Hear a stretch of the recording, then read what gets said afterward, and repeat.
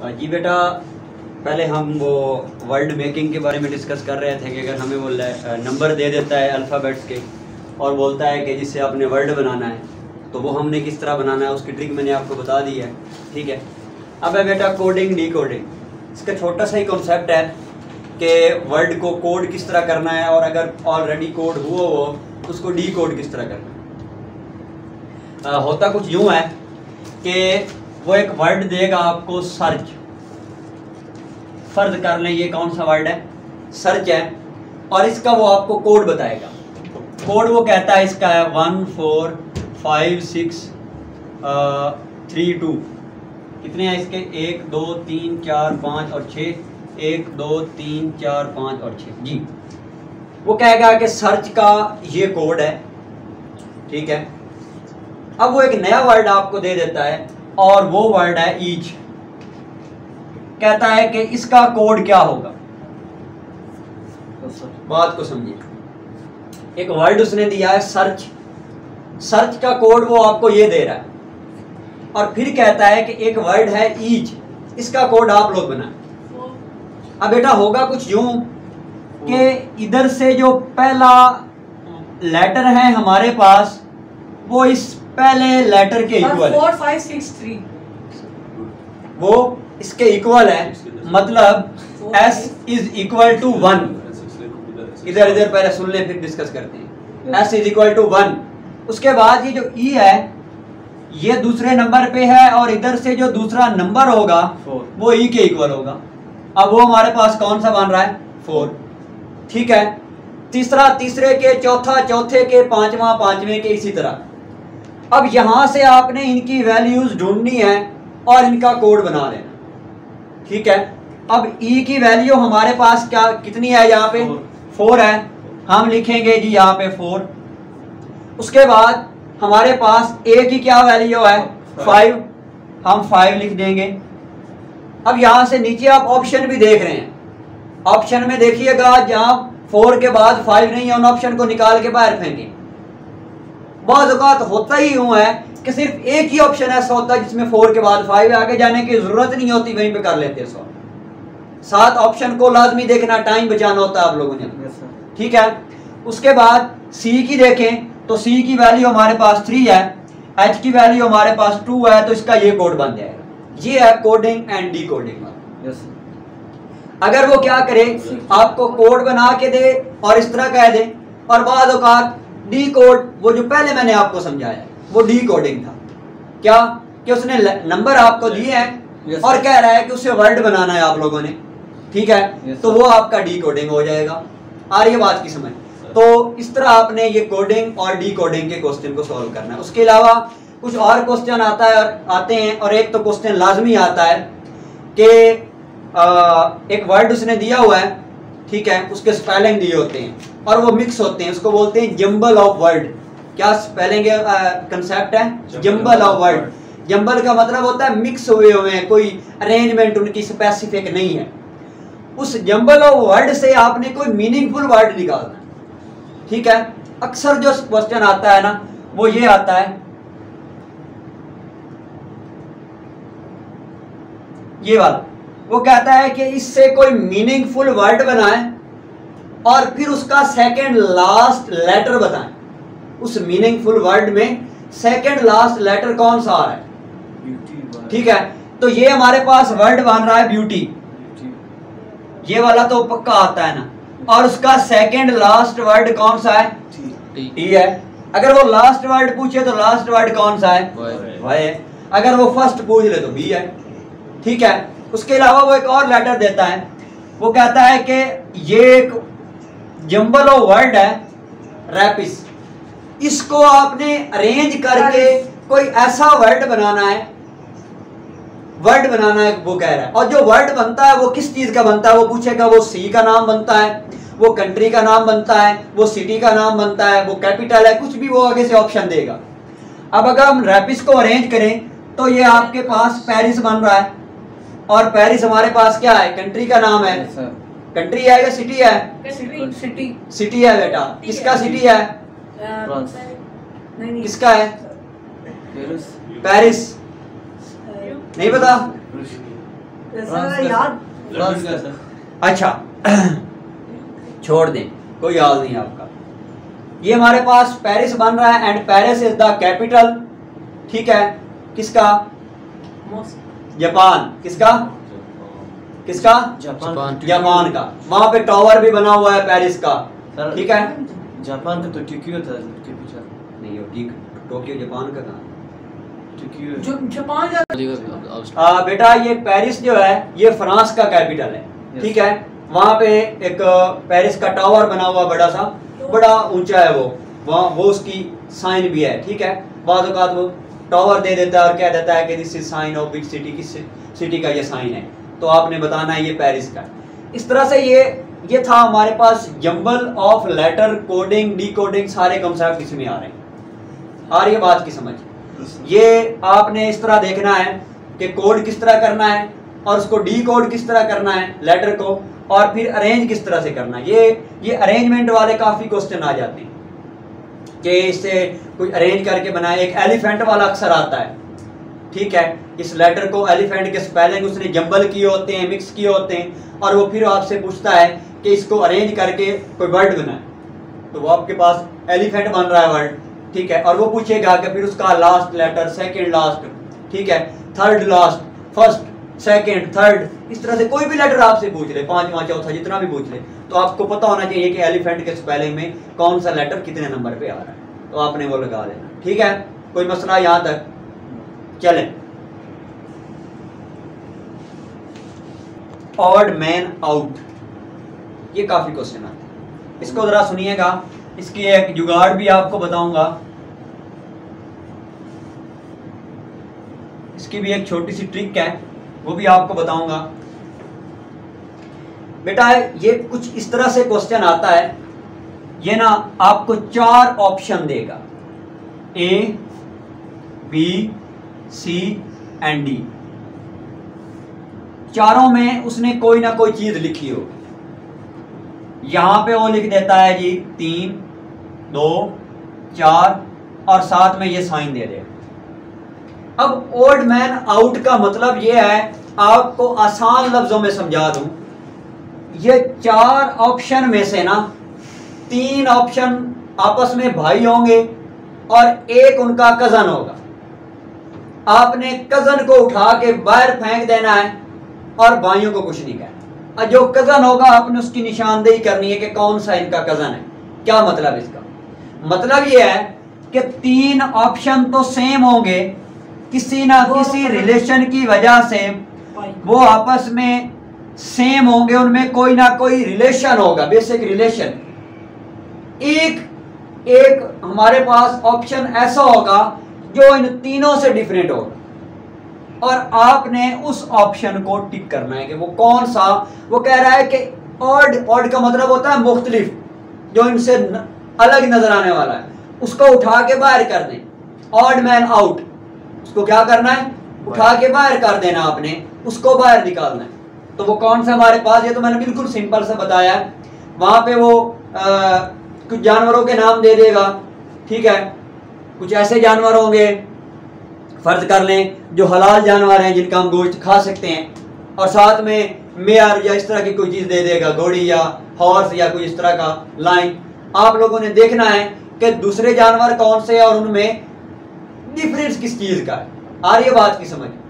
अभी बाद औकात वो क्या करता है, ब्रदर, सिस्टर, फादर, एंड फिर वो कह देगा अंकल, या फिर वो कह देगा ब्रदर इन लॉ। अब father, sister, uncle, father, sister, brother, ये तीनों एक ही फैमिली, हमारी अपनी फैमिली से बिलोंग करते हैं। Brother in law second family से बिलोंग करता है, ठीक है। तो उसको हम क्या करेंगे, उठा के बाहर निकाल देंगे।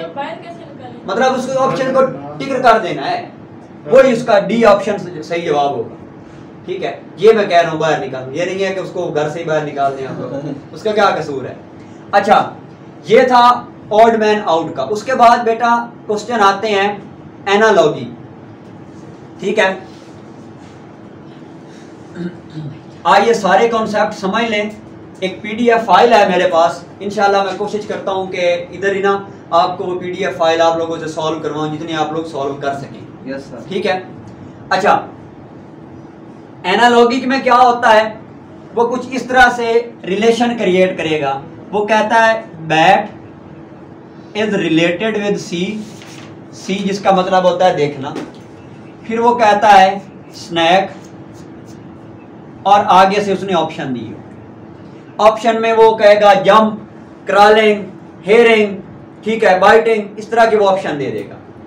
अब क्या करना है आपको बेटा, करना कुछ यूं है कि ये जो 4 डॉट है ना, इन 4 डॉट से पहले ये जो 2 चीजें हैं ना, इनमें कोई ना कोई आपस में रिलेशन आपने फाइंड आउट करना। ठीक है, जो रिलेशन इनमें होगा वही आपने इसका अगले वर्ड नीचे जो ऑप्शन दिए होंगे उनमें से रिलेशन फाइंड आउट करना। कैसे, अगर स्नैक है तो यहाँ पे पहला ऑप्शन आपको वो देगा हेयर, दूसरा ऑप्शन देगा जंप, तीसरा ऑप्शन देगा बाइट, ठीक है, चौथा ऑप्शन देगा क्रॉलिंग।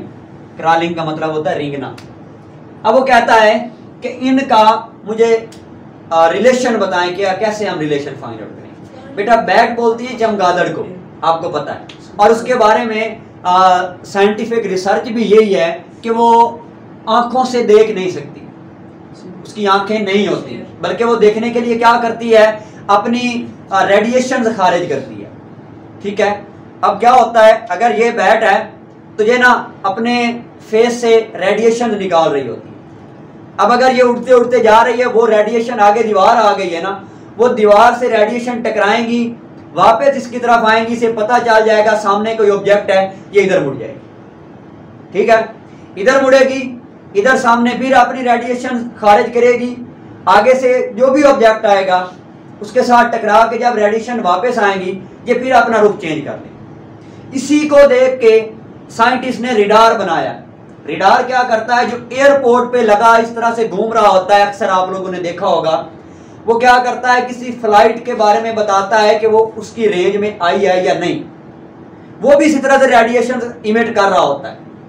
वो रेडिएशन जब उसकी रेंज के अंदर कोई जहाज, कोई भी फ्लाइट आती है, उसके साथ टकरा के वापस आती हैं, तो वो फौरन से अलार्म बजाना शुरू कर देता है कि फ्लाइट हमारी रेंज में पहुंच चुकी है।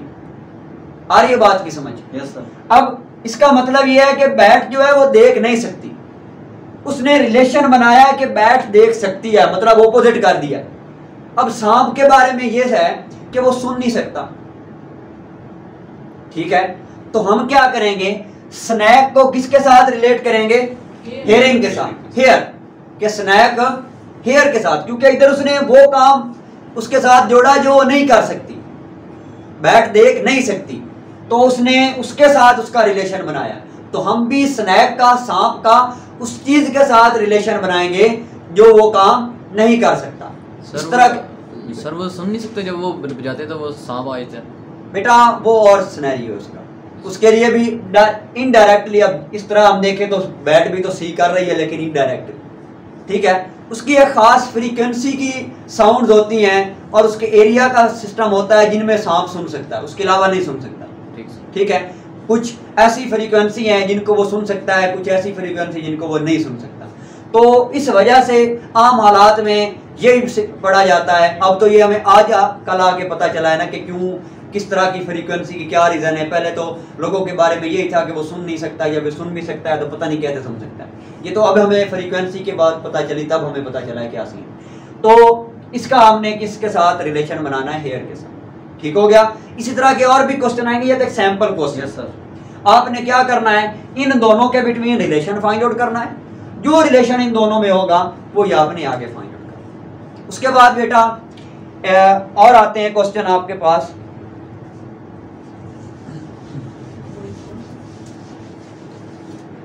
जी क्वेश्चन आएंगे, ए देगा वो आपको, सी देगा, ई देगा, और आगे ये सवालिया निशान। ये सीरीज वाले क्वेश्चन कुछ अल्फाबेट्स के आते हैं। जी। अब क्या करना है आपने बेटा, इनमें सीक्वेंस फाइंड आउट करना है कि इनमें क्या सीक्वेंस है। ये 3 लेटर का जो सीक्वेंस होगा वही आपने अगले में यूटिलाइज करना है, अगले में अप्लाई करना है। कैसे, अब इसमें उसने कितने का डिफरेंस दिया है, 1 का। ए के बाद बी आना चाहिए था, उसने बी को छोड़ के सी लिख दिया, 1 का डिफरेंस है। ठीक है, इसमें उसने कितने का डिफरेंस दिया है, इसमें भी 1 का है, ठीक है।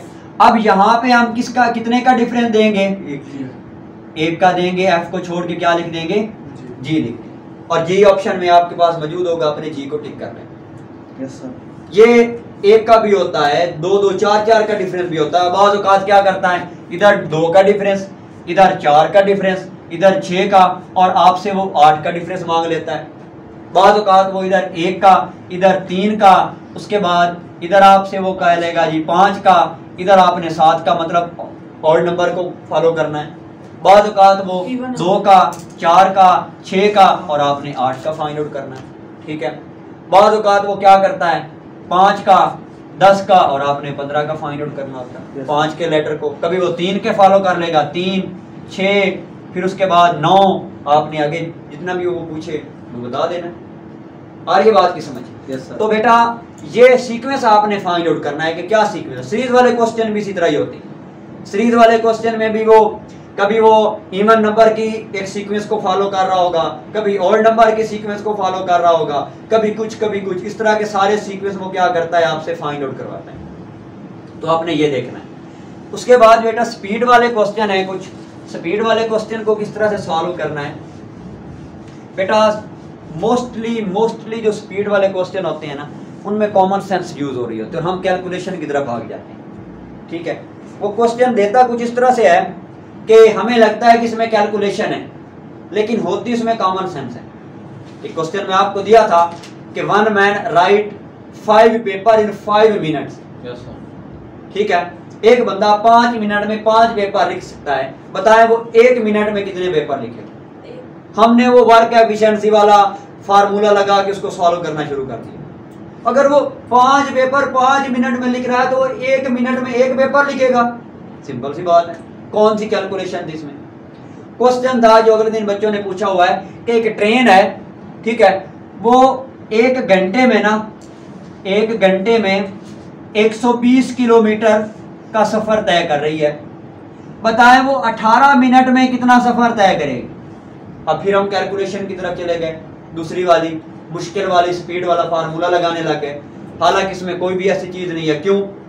क्योंकि वो 60 मिनट में 120 किलोमीटर का सफर तय कर रही है। 1 आवर का क्या मतलब है? 1 घंटा। 1 घंटे में कितने मिनट होते हैं? 60 होते हैं। अब वो 60 मिनट में 120 किलोमीटर का सफर तय कर रही है, मतलब 1 मिनट में 2 किलोमीटर। हमें चाहिए 1 मिनट की वैल्यू। 1 मिनट में वो कितना सफर तय कर रही है? 1 मिनट में वो कर रही है मेरा पुत्र 2 किलोमीटर। 36 किलोमीटर। अब हमने क्या करना है? 18 की वैल्यू फाइंड आउट करनी है, ठीक है। हम क्या करेंगे? 2 को 18 से मल्टीप्लाई कर देंगे, ऐसे ही होगा ना। या अगर आपको इस बात पे यकीन नहीं है तो आप 2 को 18 बार प्लस कर लें, जो आपको मुनासिब लगे, ठीक है। अगर आपको मेरी बात पे यकीन नहीं है तो 2 को 18 बार प्लस कर लें, फिर भी आपके पास 36 किलोमीटर ही जवाब आएगा। अब इस तरह से वो क्वेश्चन दे देता है और हम समझते हैं कि ये तो बड़े मुश्किल है।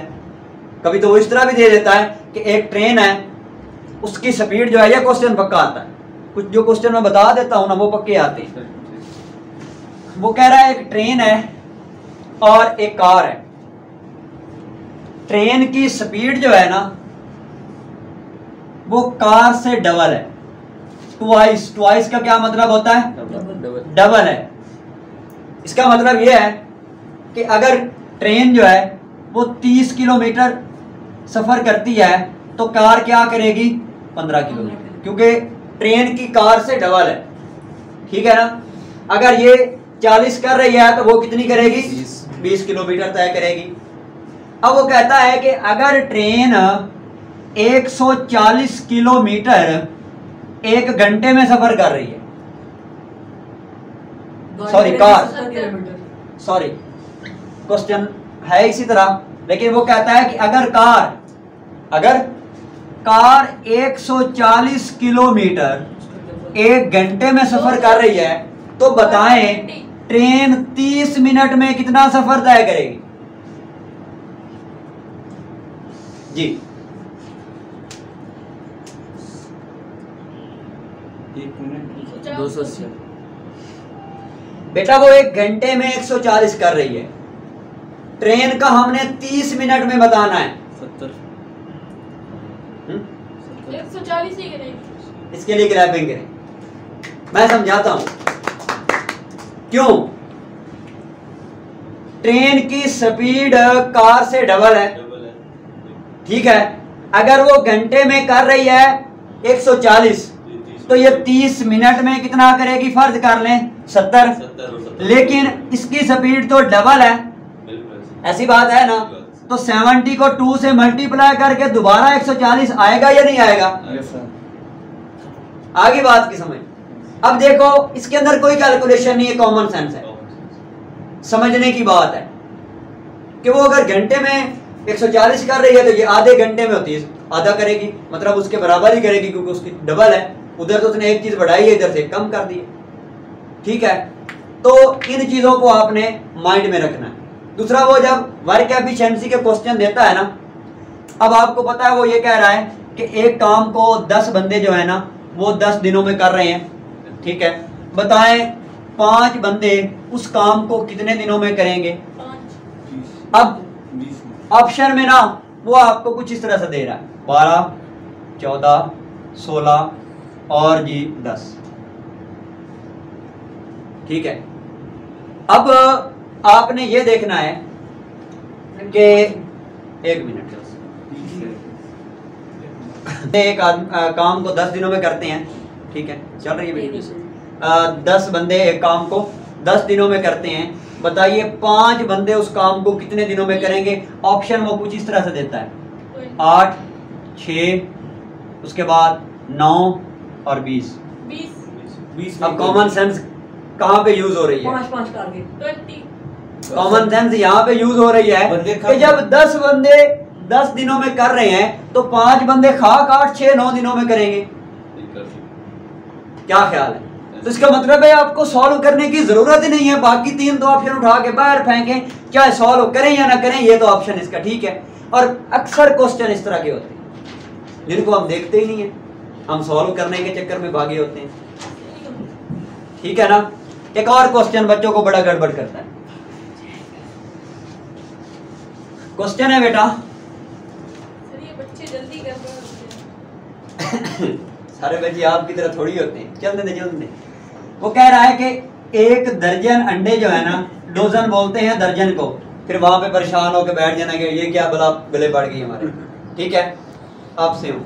अच्छा डोजन बोलते हैं दर्जन को, और दर्जन में कितनी चीजें होती है? 12।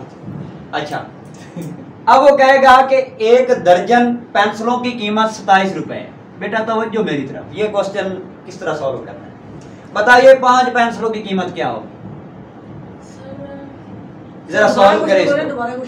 1 दर्जन पेंसिलें हैं, उसकी कीमत 27 रुपए है। बगैर कैलकुलेटर कोई कॉपी शॉपी यूज नहीं करनी, ना ना ना ना, ठीक है।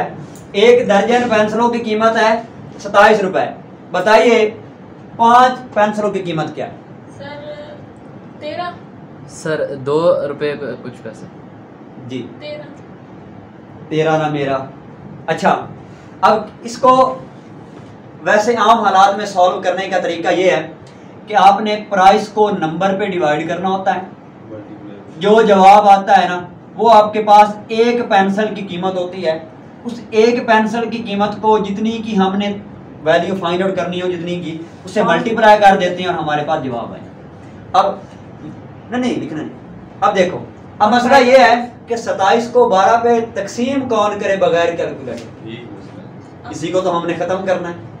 कैसे? अब मैं एक चीज आप लोगों के सामने लिखने लगा हूं, अगर उस चीज में किसी बच्चे को कोई एतराज हो ना तो वो मुझसे पूछ सकता है। बेटा इस 27 को ना क्या मैं ये लिख सकता हूं? Yes sir. Yes sir. लिख सकते हैं सर। किसी को कोई एतराज है? No sir. अब अगर मैंने 12 को डिवाइड करना है तो क्या मैं इन दोनों पे अलग अलग डिवाइड कर दूं? कोई मसला तो नहीं है? नहीं है। अब देखें, 12 एक बार, 12 2 बार 24, ठीक हो गया, ये बात गई इधर। उसके बाद 3 एक बार 3 और 3 4 बार 12। अब किस तरह बनेगा हमारे पास? 2 + 1 डिवाइडेड बाय 4, ये बन रहा है। अब 1 का चौथा हिस्सा जो होता है ना, वो मेरा पुत्र होता है 0.25। क्यों? क्योंकि 100 जब हम 0.25 को 4 से मल्टीप्लाई करते हैं तो ये 1 बन जाता है। कैसे? जब हम 25 को 4 से मल्टीप्लाई करते हैं तो हमारे पास 100 नहीं बनता, तो ये 0.25 के बराबर है। अब हम क्या करेंगे, 2 + 0.25 मतलब मैं 14 की जगह पे 0.25 लिख रहा हूं। किसी को कोई एतराज है? नहीं है। अब अगर नहीं है तो फिर इसको मैं इस तरह से लिख सकता हूं 2.25। अब ये हुआ है बगैर कैलकुलेटर के। सर इससे तो ऊपर वाला आसान, तो जल्दी जल्दी होता। ऊपर वाला 27 और 12 इस तरह कर ले तो वो फिर भी आपकी मर्जी है, अगर कर सकते हैं तो। लेकिन मैं तो आपको रीजन समझा रहा हूं ना किस तरह, ये आप प्रैक्टिस करें हो जाता है इस तरह से। अब देखें 2 + 1 डिवाइडेड बाय 4, ये हमारे पास 0.25 आ गया और 2.25 हमने यहाँ पे लिख लिया। अब हमें पता चल गया है कि एक पेंसिल की कीमत कितनी है, 0.25 है। ये क्वेश्चन आता है बताइए 4 पेंसिलों की कीमत क्या है। अब देखें आपने क्या करना है, अब इसको 4 से मल्टीप्लाई काउंट करें बगैर कैलकुलेटर के, फिर अदाब आ गया 2.25। बड़ा मसला है ही कोई ना। क्या करें, 2 को 4 से अलग मल्टीप्लाई कर लें, 0.25 को 4 से अलग मल्टीप्लाई कर लें। 9 रुपए। इसको जब हम करेंगे 8 आएगा, इसको करेंगे 1 आएगा। ठीक है, 8 और 1 कितने हो गए? 9। ये बात इजी है सर, इजी है, बहुत इजी है, लेकिन थोड़ी सी कॉमन सेंस। ठीक है, तो ये हमारे पास थोड़ी सी बात, आपने अपनी अकल को हाजिर नाजिर रखना है और कुछ भी इसमें मुश्किल नहीं। ठीक है, तो बस कोड़े रोमन नाल चुप कस रही है। सर एक क्वेश्चन इसी का है कि एक काम जो है ना वो 5 दिन में करते हैं। हाँ, ए फॉर लेट्स सपोज जो है ना, ए जो है ना एक काम को 5 दिन में कर रहा है और बी जो है ना 20 दिनों में कर रहा है, अगर इकट्ठे करे तो कैसे करें? ये इसका हाँ, ये क्वेश्चन अगले दिन मुझे किसी ने भेजा था कि कार वाला। Good question. इस चीज़ के बारे में है कि अगर एक बंदा एक कार को ना 1 घंटे में धोता है, ठीक है, और दूसरा जो है ना वो 25 मिनट में धोता है, ठीक है, अगर दोनों इकट्ठे धो रहे हो तो फिर क्या करेंगे? 45 आंसर है बेटा अगर तो ना इस क्वेश्चन का ना देखें, इस क्वेश्चन को सॉल्व करने में ये है कि अगर तो वो अपने क्वेश्चन की स्टेटमेंट पे फोकस करना है। क्या अगर वो ये कहता है कि इफ मतलब दोनों सेम टाइम कार धो रहे हो तो कितना टाइम लगाएंगे, तो फिर वही टाइम लगेगा, इक्वल होगा। लेकिन अगर वो कह रहे हैं कि दोनों इकट्ठे धो रहे हैं तो फिर क्या होगा? ठीक है, तो फिर बेटा आपने क्या करना है, फिर आपने पहले को देखना है कि वो 1 मिनट में कितना धो रहा है, ठीक है, दूसरे को देखना है वो 1 मिनट में कितना धो रहा है, ठीक है। टाइम वेस्ट करूंगा, तेनू देखना बमसी मेरा पुत्र, तुझे देखना पड़ेगा, ठीक है, तू चाहे या ना चाहे तुझे देखना पड़ेगा क्योंकि ये तो होगा हैं। अच्छा, तो उसकी आपने क्या करना है, दोनों की मिनट में वैल्यू फाइंड आउट कर लेनी है, ठीक है। फिर 1-1 मिनट को बढ़ा के ना आपने ऐड करते जाना, जब दोनों की पूरा जवाब आ जाए कार के बराबर, यूं समझ लें। मतलब ये कर रहा है ना कि वो 1 मिनट में इतना हिस्सा धो रहा है, वो 1 मिनट में इतना हिस्सा धो रहा है। सॉल्व छोड़े मैं आपको करवाता हूँ सॉल्व, क्योंकि ऐसे क्वेश्चन जो होते हैं ना वो उसकी रीजन भी बताता हूँ मैं क्यों नहीं सॉल्व करवा रहा। एक क्वेश्चन पीएमए लॉन्ग कोर्स में ऐसा आता है जिसमें मेरा पुत्र तकरीबन 6 कंसेप्ट यूज होते हैं एट द सेम टाइम। मेरे पास वो क्वेश्चन इस टाइम मौजूद है, अगर आप बोले तो मैं आपको लिखवा सुना देता हूँ। आप एक वीडियो क्लोज करें जरा 1 मिनट जी। वो कह रहा है Ahmed is son of Ali. पहला हमारे पास कंसेप्ट इसमें इस्तेमाल हो रहा है ब्लड रिलेशन का। ये वाला कंसेप्ट मैंने आपको अभी तक नहीं समझाया, ब्लड रिलेशन वाला समझाता हूँ, ठीक है। पहला कंसेप्ट इस्तेमाल हो रहा है इसमें ब्लड रिलेशन में। वो कह रहा है Ahmed is a son of Ali which is brother of Umar. Umar walks 2.2 kilometre. अब देखिए डायरेक्शन सेंस आ गई इसमें, डायरेक्शन सेंस, ठीक है। उसके बाद Umar walk 2.2 kilometre towards north to buy a book for RS40। अब इसमें आ गया हमारे पास परसेंटेज वाला, जरा देखते रहिएगा इस क्वेश्चन को। बेटा ये वर्बल 147 में आया हुआ है, वर्बल 148 में आया हुआ है, वर्बल 149 में आया हुआ है, वर्बल 143 में आया हुआ है। ये क्वेश्चन मैं ऐसे नहीं बता रहा, सुने आप। फिर वो कहता है book for RS40 then turn left, फिर direction, then turn left and walk 800 metre in 10 minutes. Speed आ गई, कुछ नहीं समझ आ रहा है। सुने बस आप सुनते जाएं। स्पीड आ गई, घुमाना चाह रहा है, घुमा रहे हैं ना। पहली बात तो कर बेटा टाइम जाया कर रहा है आपका। अच्छा, उसके बाद मैं आपको एक और ट्रिक भी बताता हूँ ऐसे question. Ahmed age is half, age वाला क्वेश्चन आ गया, एज वाला कॉन्सेप्ट, ठीक है। वो कह रहा है Ahmed age is half of Umar, Umar was 35 years old 5 years ago। Ahmed sold books, percentage वाले दोबारा, Ahmed sold book for RS50। Answer the following concept. क्या? अहमद की स्पीड फाइंड आउट करें, Ahmed earn percentage profit find out करें, अहमद की एज फाइंड आउट करें, अहमद की final direction find out करें, and how Ahmed relate to Umar, मतलब उनका ब्लड रिलेशन भी फाइंड आउट करें। कौन सा माइकल लाल ये 5 कॉन्सेप्ट को 20 सेकंड में सॉल्व कर सकता है? सर आई ठीक है। अब कुछ क्वेश्चन ऐसे होते हैं, कुछ क्वेश्चन ऐसे होते हैं कि जिनको सॉल्व नहीं करना होता, जिनके लिए फार्मूला क्या है? या तो बी पे लगा दें या डी पे लगा दें और टाइम वेस्ट ना करें, आगे निकल जाए। ठीक है। अब होता कुछ यूं है कि ना, अब कौन सा ऐसा क्वेश्चन है जिसको हमने तुक्का लगाना है और कौन सा ऐसा क्वेश्चन है जिसको हमने सॉल्व करना है, ये भी सुनो। बेटा क्वेश्चन पढ़ें, अगर 10 से 15 सेकंड पढ़ने के बाद आपको क्वेश्चन की समझ आ रही है कि ये किस तरह से करना है, उसको सॉल्व करें। 10 से 15 सेकंड के अंदर अंदर आपको समझ आ गई है कि ये कौन सा कॉन्सेप्ट है और इसको कैसे सॉल्व करना है, तो उसको सॉल्व करें। अदरवाइज बी एंड डी, ठीक है, वो लगाए और अगले क्वेश्चन पे चले जाएं, क्योंकि शुरू वाले क्वेश्चन मुश्किल होते हैं, एंड वाले बहुत आसान होते हैं। सर बी एंड डी का क्या मायने? बेटा ऑप्शन में से ना या तो बी पे तुक्का लगा दें या डी को तुक्का लगा दें। ये क्या ए सी नहीं लगाना। ये अक्सर ये वाले को आंसर सही होते हैं, या बी वाला ठीक होता है या डी वाला ठीक होता है। सर ठीक है। सर वैसे आप समझा सकते हैं, अभी नहीं बाद में कभी क्या ये क्वेश्चन ये जो